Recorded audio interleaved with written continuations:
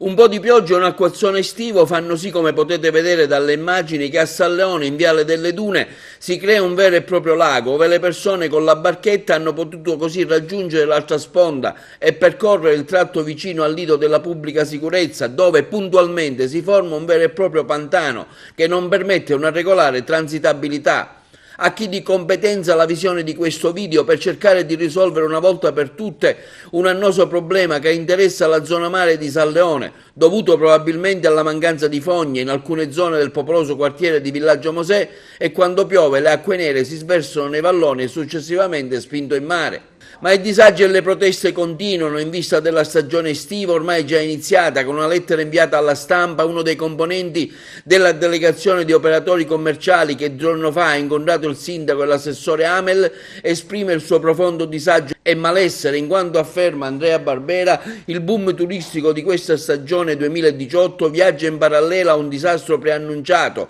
alla già situazione precaria di degrado urbano della città. Presente parliamo di erba incolta, marciapiedi pericolanti, ringhiere arrugginite, mezze caduti, pali blu della luce comunale abbandonati per strada, servizi pubblici inesistenti. Si aggiunge anche la questione dei rifiuti che nel giro di 3 giorni è precipitata, avvicinando la nostra città, afferma Barbera, ad altre città come Porto Empedocle, Licata, Gela. Una situazione di totale abbandono, si legge ancora nella nota, come se Agrigento fosse stata abbandonata dai suoi stessi amministratori e come se questa città non avesse degli amministratori. Una situazione che ci fa pensare anche ad un assurdo sistema oscuro che non vuole ma desidera che questa città rimanga nell'oblio a partire dai piani alti. Ci stiamo giocando la stagione estiva turistica attuale e quelle future, specie se il sindaco ha la delega di assessore al turismo, afferma Andrea Barbera, citando la mancanza di un programma turistico estivo che guardi al futuro, non solo al boom delle presenze